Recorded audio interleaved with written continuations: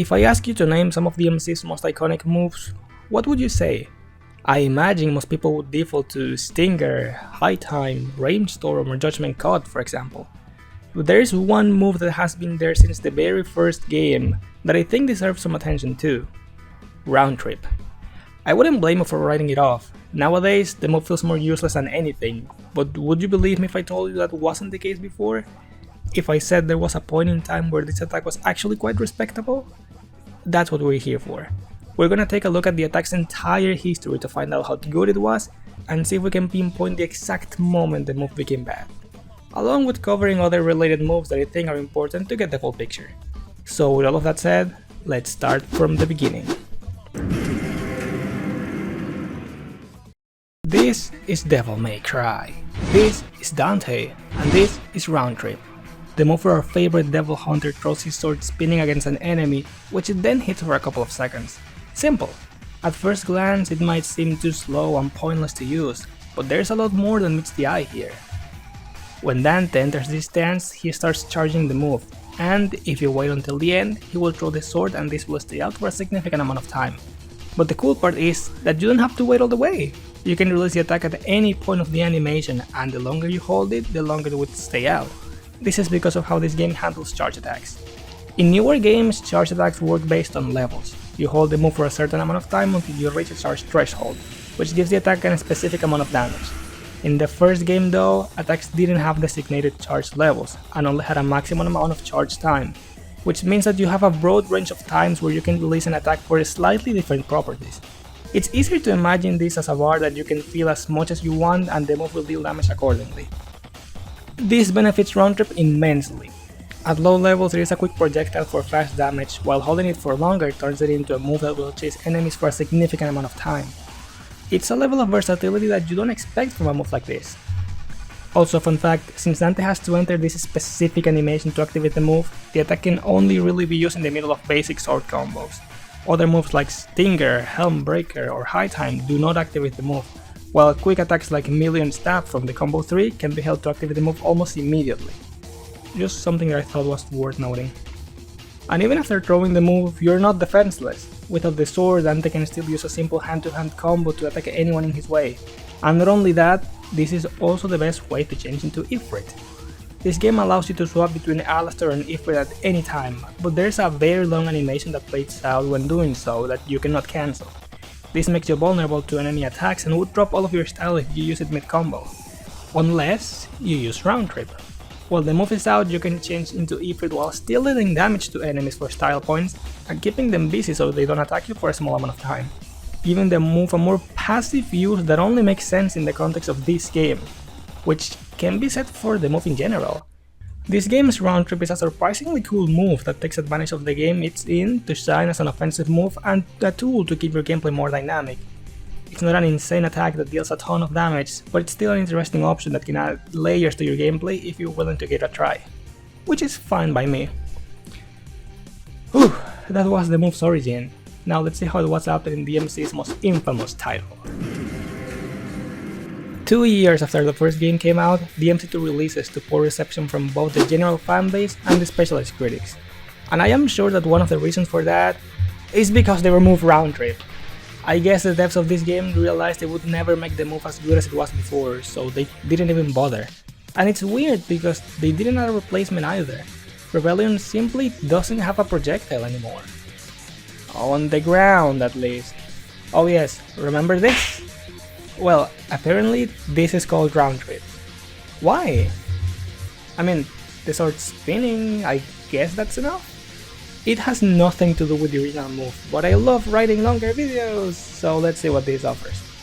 This attack does not have a charge time, doesn't travel long distances, and can only be used in the air, more specifically during a flight.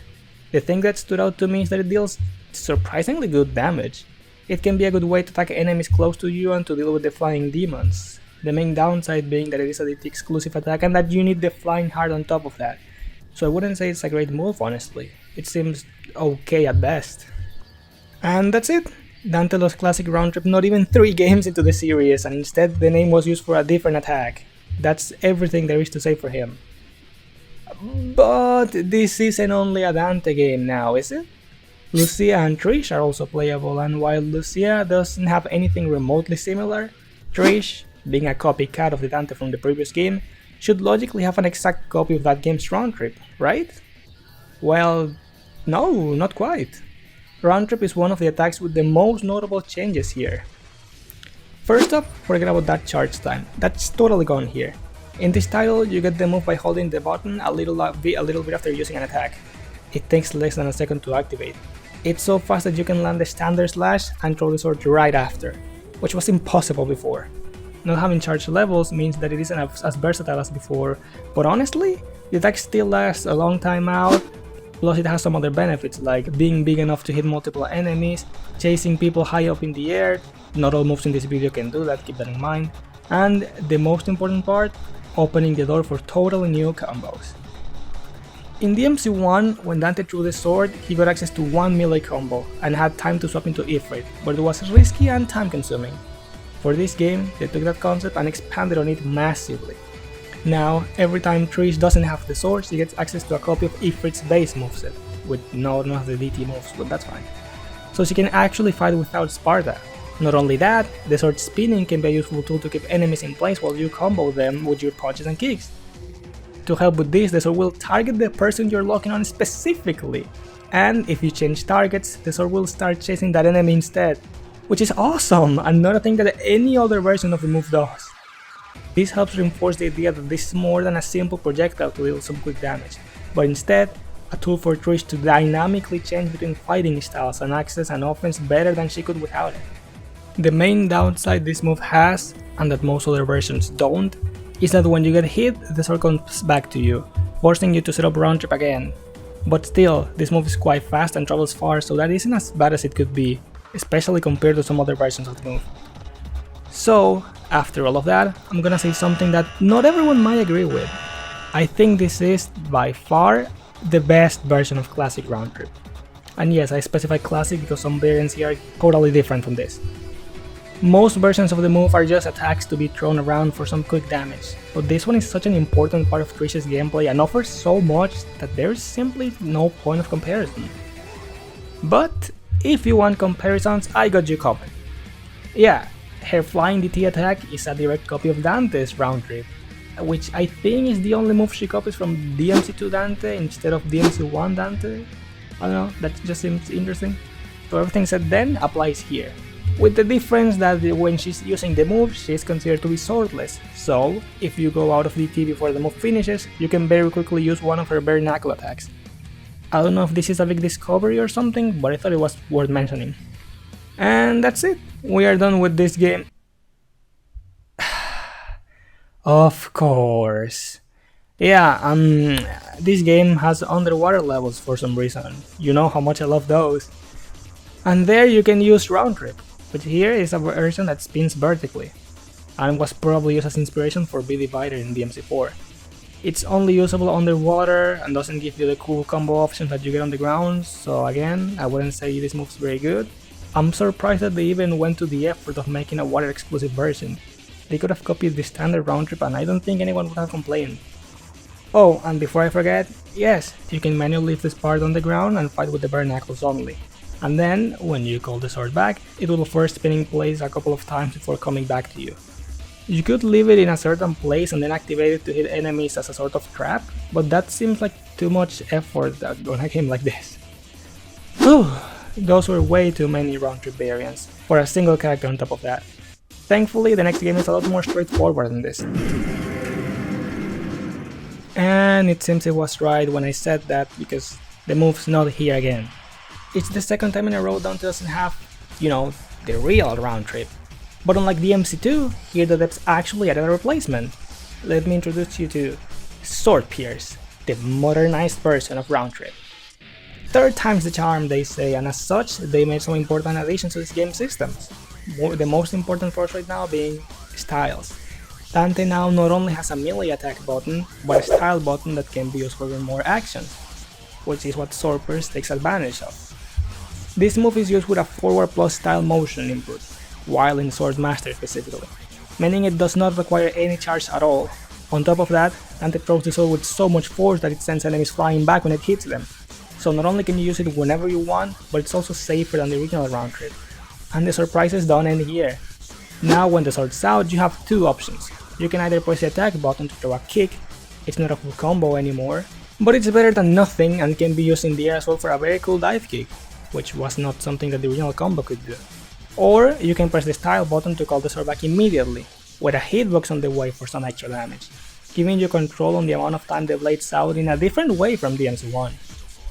The main advantage round trip had was the way it gave you time to swap into Ifrit, but that's also not an issue here. This game has real-time weapon switching, so not only can you fight without the sword, you can also just change into a different weapon and attack while sword pierce does its thing, which is more of a virtue from being in dmc3, but still.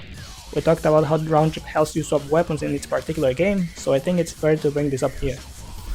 So then, is it too bad if I say they should have stayed as the round trip's replacement?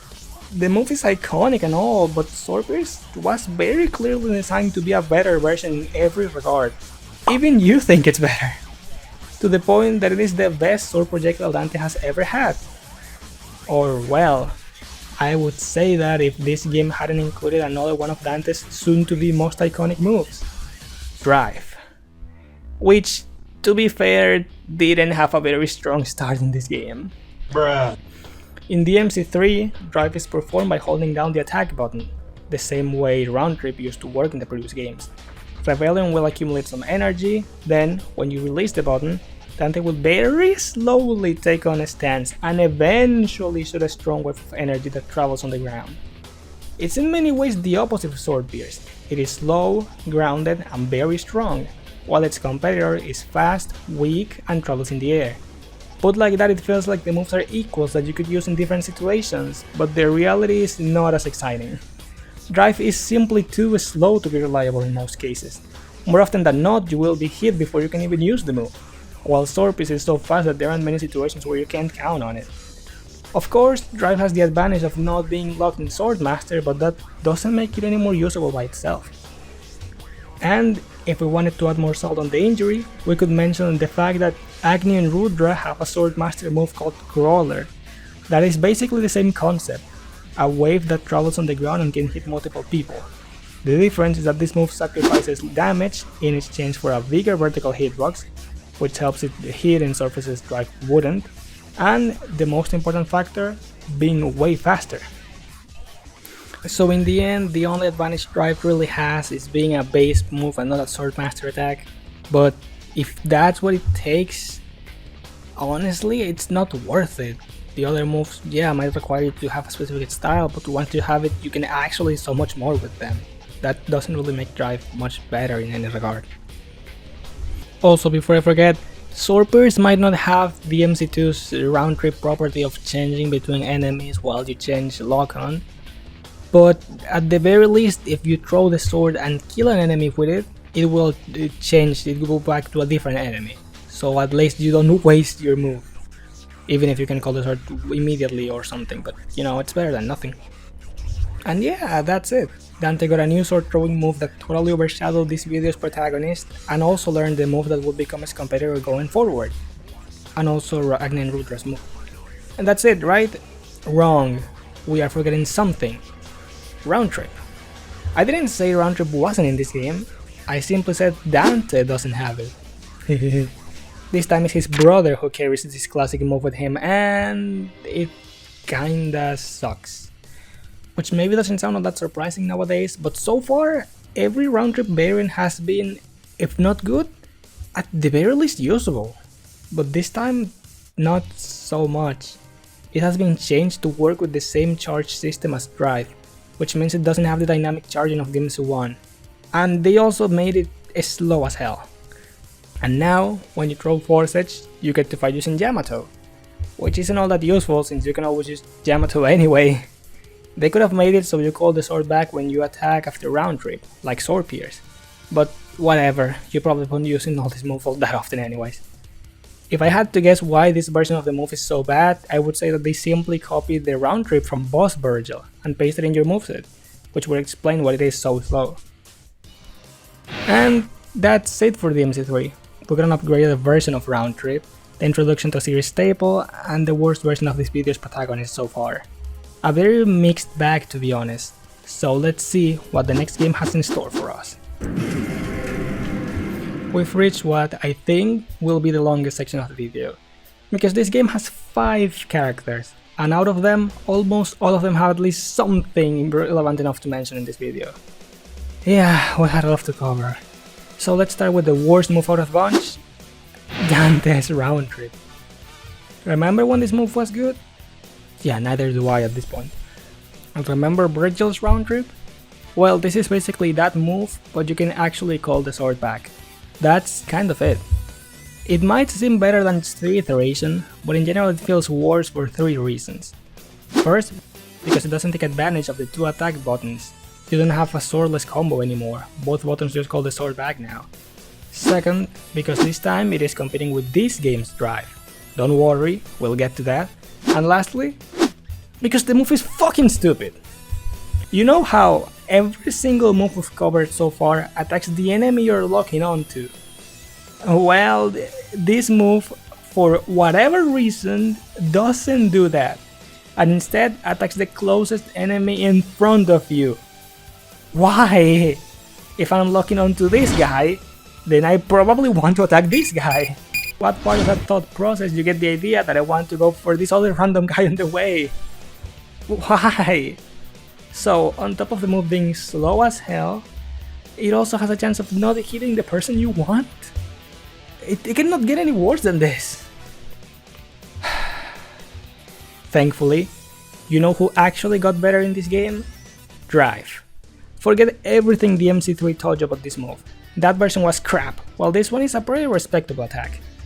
In this game, Drive was turned into a sword master move, which can be a little annoying sometimes, but I don't think it's a big deal now that you can change styles at will. When you input the move, Dante enters a charging stance, and after a little while, you can fire an energy attack. This version of the move has a way bigger hitbox, is faster, and can be upgraded into overdrive to throw 2 extra waves for even more damage, making this version better than the dmc1 in basically every way. But even with all of that, the move still has some flaws. For starters, the first part of the move still grounded. I swear for the longest time I thought that it was an aerial attack, but no, the first slash travels exclusively on the ground, and the following attacks start traveling in the air, and can attack enemies higher up. It was such a strange revelation, I didn't know how to feel for a while. This move also doesn't let you change directions once the move started. If you target the enemy forward, you are attacking the enemy forward. If the enemy moves, or you're attacked from behind and need to defend yourself, well, too bad, because you can do that here. And lastly, the main flaw the move shares with round trip, they are both quite slow. You cannot be for real. Yeah, even the devs thought Drive was too slow, and as such they added a variant called Quick Drive, which, you guessed it, is quicker. The way it works is that you enter the input, melee attack and swordmaster button at the same time, then Dante does the first slash of his combo, I don't know why, he just does that, and he quickly follows it up with the wave of drive, not overdrive, and you also cannot charge this. But still, I really like how it meshes into your combo strings. You can do 2 combo slashes and then input quick drive for an extra slash and a fast wave. I don't know why, it just feels so good to land and makes me happy that this variant of the move exists. Which makes me wish Round Trip had a quick variant too. They went out of their way to make an extra version of drive to solve the main drawback the move has, but are totally fine with Round Trip just being crap. It just goes to show who their favorite child is. And this idea of the favorite kid can be extended to the other characters too, because it's clear they were designed to have the better versions of these moves. I've already covered Trish and Virgil in previous videos, so I won't spend too much time here. Virgil's round trip is faster, has a bigger area of effect, it attracts enemies like a tornado, and can be used in the air. And you can call forces back this time. Yay! But it doesn't chase enemies vertically and doesn't stop if it hits an opponent, sometimes passing them before activating the spinning effect. Trish's round trip is similar, but her variant is an input based move instead of a charge attacks, can stay out for even longer, and changes certain moves in Trish's kit. And chases enemies if they move, by the way. Trish also has B-Divider, which is a quick vertical spinning attack that brings enemies to her, and it can actually go in different vertical angles. Now on to Drive. Virgil's version is an input based move, no charging required, that fires 2 very quick waves, and after that you can fire overdrive for a big horizontal attack.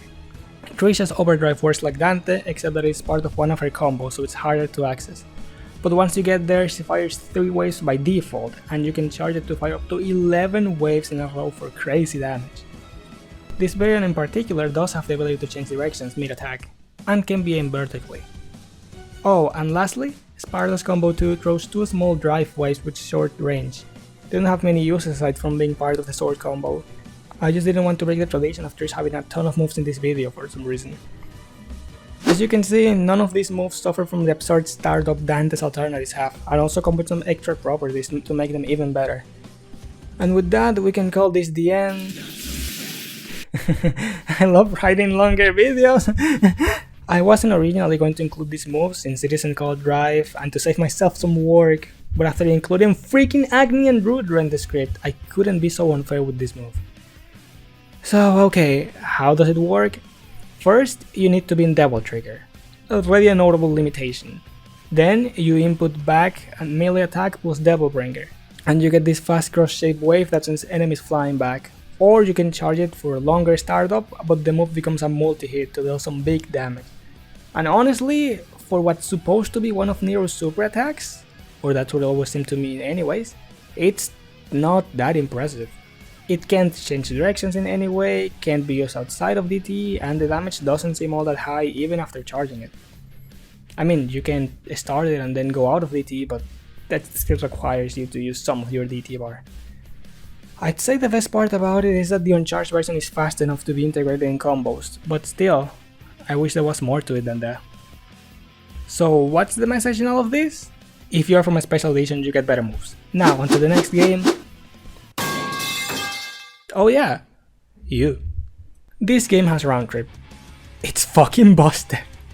Remember how when you use the move, you usually throw the sword? Well, this Dante was smarter than that and said, why should I throw my sword when I can throw Aquila?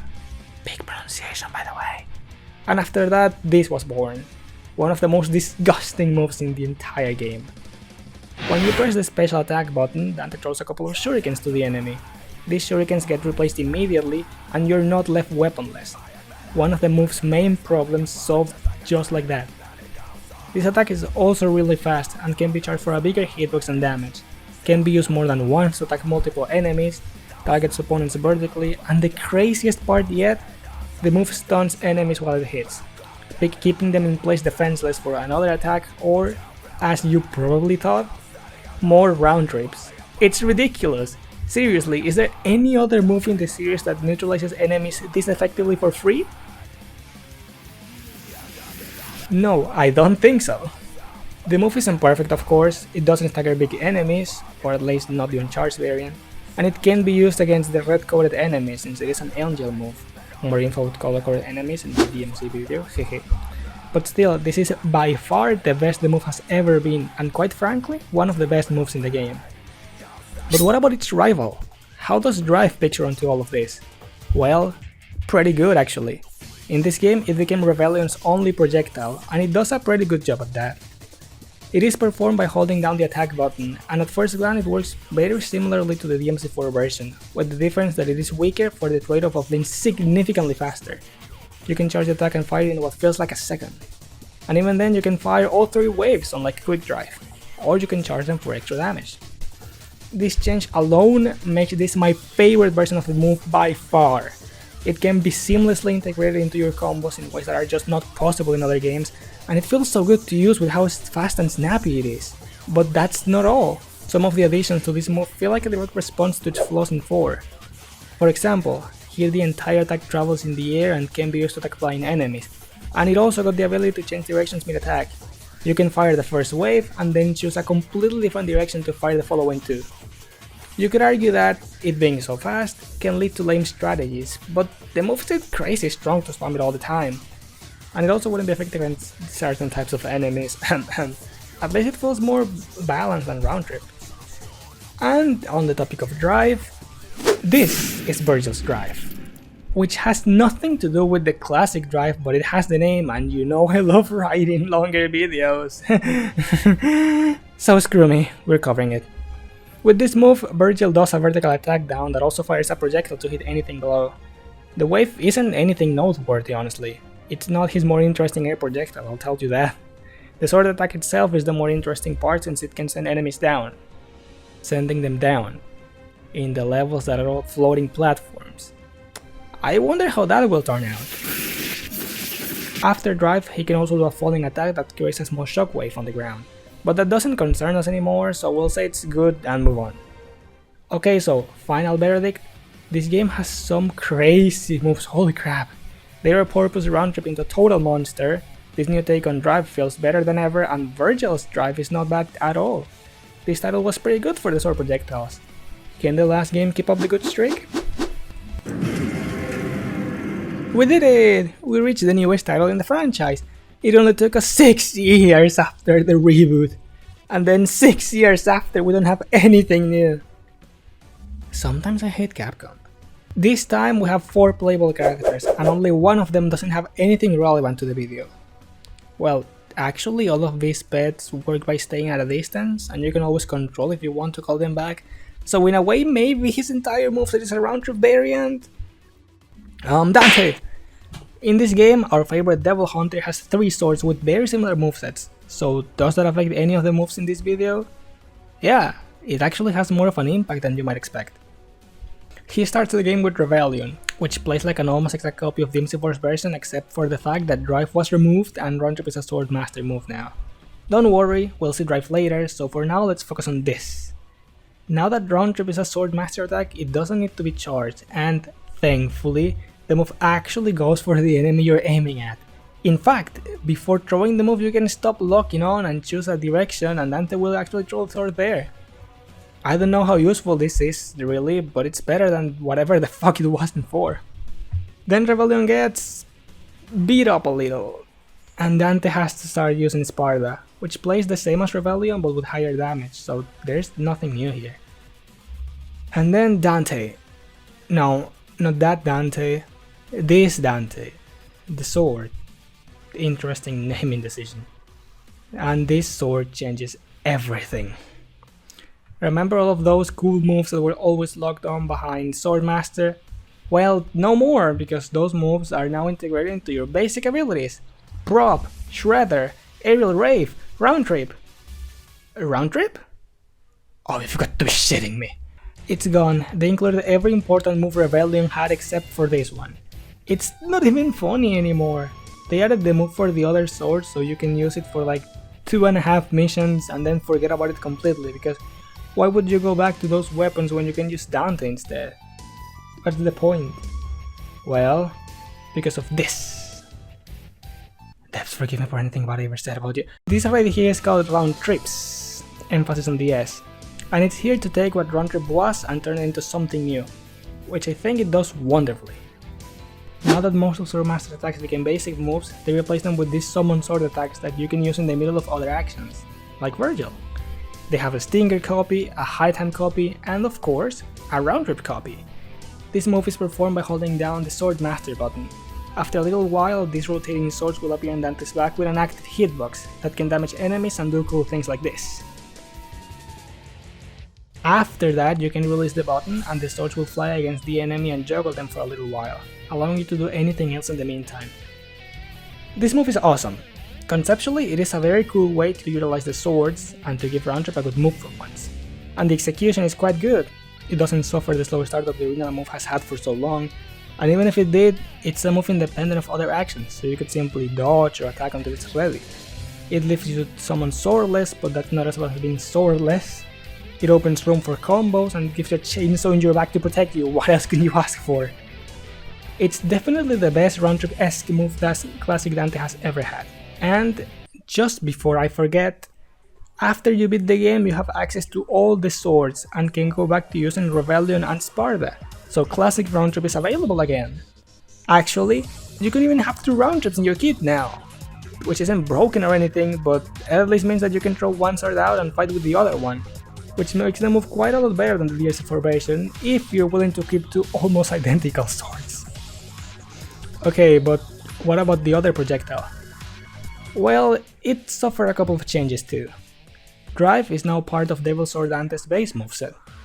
Now you can charge it up to 3 levels, and you can use the summon swords to protect you while doing so, And it learned some new things from the reboot, like attacking airborne enemies and changing directions mid-move. Not to the same extent as that version, you can attack in complete opposite direction, but it's still way better than in 4. Something that I'm not sure I like as much though is Quick Drive. It's still fast, don't get me wrong, but now, because the Swordmaster moves are the summon sword attacks, Quick Drive's input was changed to a quick back forward attack after the first combo slash, and that just feels so much worse. Now you can get the move mid combo like in 4 because you have to use it after the first slash only, and because it has the same input for normal drive, sometimes you can get the slow version when you want it to get the fast one. It doesn't happen all the time, but it can be quite annoying when it does. And that's it for Dante's projectiles. They're on the whole better than in most games. Now, onto his brother. Well, his moves didn't change much. Both the round trip and drive are almost identical to his 4 version. Drive has a bit more range and passes through enemies, and this makes the move quite good against crowds of enemies. Overdrive can be charged up to 3 levels, and round trip actually stops if it hits an enemy. I think those are all the important changes here. Now we can move on to Nero, and again, not much changed. Maximum Bed has a bigger hitbox, and now using the move always consumes a lot of DT, so it can be infinitely spammed even with Super Nero. And that's it. With everyone done, there's nothing left. Oh, right. In this move, Nero shoots his arm, it flies, and it hits enemies for a little while. Yep, sounds like round trip to me.